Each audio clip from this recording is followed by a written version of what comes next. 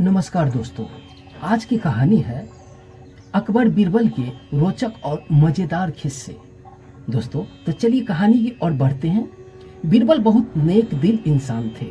वो सदैव दान करते थे और इतना ही नहीं, बादशाह से मिले हुए इनाम को भी ज़्यादातर गरीब और दीन दुखियों में बांट दिया करते थे। परंतु इनके बावजूद भी उनके पास धन की कोई कमी नहीं थी। दान देने के साथ साथ बीरबल इस बात पर भी चौकन्ने रहते थे कि कहीं कपटी व्यक्ति उन्हें अपने दीनता दिखाकर ठग न ले। ऐसे ही बादशाह अकबर ने दरबारियों के साथ मिलकर एक योजना बनाई कि देखते हैं सच्चे दीन दुखियों की पहचान बीरबल को हो पाती है या नहीं। बादशाह ने अपने एक सैनिक को भेष बदलकर दीनहीन अवस्था में बीरबल के पास भेज दिया और कहा कि अगर वह आर्थिक सहायता के रूप में बीरबल से कुछ ले आएगा तो बादशाह अकबर की ओर से उसे इनाम मिलेगा। एक दिन जब बीरबल पूजा पाठ करके मंदिर से लौट रहा था तो भेष बदले हुए सैनिक ने बीरबल के सामने आकर कहा, हुजूर, दीवान, मैं और मेरे 8 बच्चे जो 8 दिनों से भूखे हैं। भगवान का कहना है कि भूखों को खाना खिलाना बहुत पुण्य कार्य है। मुझे आशा है कि आप मुझे कुछ दान देकर अवश्य ही पुण्य कमाएंगे। बीरबल ने उस आदमी को सिर से पांव तक देखा और एक क्षण में ही पहचान लिया कि वह ऐसा नहीं है जैसा वह दिख रहा है। बीरबल मन ही मन मुस्कुराया और बिना कुछ बोले उस रास्ते पर चल पड़े जहां से होकर एक नदी पार करनी पड़ती थी। वह व्यक्ति भी बीरबल के पीछे पीछे चलता रहा। बीरबल ने नदी पार करने के लिए अपनी जूती उतारकर हाथ में ले ली तो उस व्यक्ति ने भी अपने पैर की फटी पुरानी जूती हाथ में लेकर प्रयास करना शुरू कर दिया। बीरबल नदी पार करके कंक्रीट मार्ग होते हुए 2-4 कदम चलने के बाद ही जूती पहन लेता है। बीरबल यह बात भी गौर कर चुके थे कि नदी पार करते समय उसका पैर धुलने के कारण वह व्यक्ति और भी साफ सुथरा, चिकना, मुलायम, गोरी चमड़ी दिखने लगा था। इसलिए वह मुलायम पैरों से कंक्रीट मार्ग पर चल नहीं सकता है।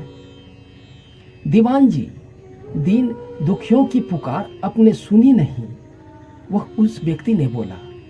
पीछे आ रहे व्यक्ति ने कहा। बीरबल बोले, जो मुझे पापी बनाए मैं उनकी पुकार कैसे सुन सकता हूँ? क्या कहा? क्या आप मेरी सहायता करके पापी बन जाएंगे?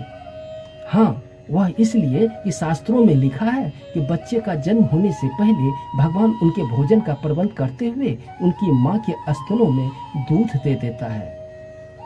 उसके लिए भोजन की व्यवस्था भी करते हैं। यह भी कहा जाता है कि भगवान इंसान को भूखा उठाता है पर भूखा सुलाता नहीं है। इन सब बातों के बाद भी तुम अपने आप को 8 दिन से भूखा कह रहे हो। इस सब स्थितियों को देखते हुए यही समझना चाहिए कि भगवान तुमसे रुष्ट है और वह तुम्हें और तुम्हारे परिवार को भूखा रखना चाहते हैं। लेकिन मैं उनका सेवक हूँ।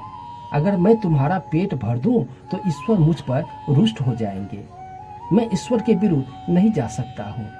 ना बाबा, ना, मैं मुझे भोजन नहीं करा सकता क्योंकि यह सब कोई पापी ही कर सकता है।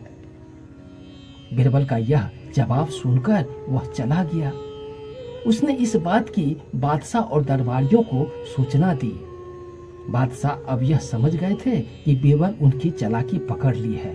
अगले ही दिन बादशाह ने बीरबल से पूछा, बीरबल, तुम्हारे धर्म कर्म की बड़ी चर्चा है पर तुमने कल एक भूखे को निराश ही लौटा दिया, क्यों?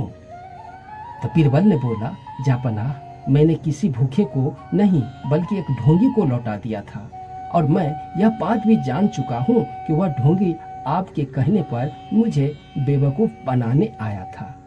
बादशाह अकबर ने कहा, बीरबल, तुमने कैसे जाना कि यह वाकई भूखा नहीं है, ढोंगी है?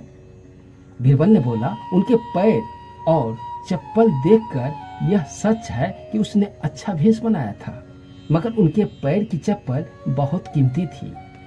बीरबल ने आगे कहा, माना कि चप्पल उसे भीख में मिल सकती है पर उनके कोमल मुलायम पैर तो भीख में नहीं मिले होंगे, इसलिए कंक्रीट सड़क पर सहन नहीं कर सके। इतना कहकर बीरबल ने बताया किस प्रकार उसने उस मनुष्य की परीक्षा लेकर जान लिया कि उसे नंगे पैर चलने की भी आदत नहीं थी। वह दरिद्र नहीं बल्कि अच्छे कुल का खाता कमाता पुरुष है। बादशाह बोले, क्यों न हो, वह मेरा खास सैनिक है। फिर बहुत प्रसन्न होकर बोले, सचमुच बीरबल, तुमने बहुत खुशी हुई। तुमने धोखा देना आसान नहीं है।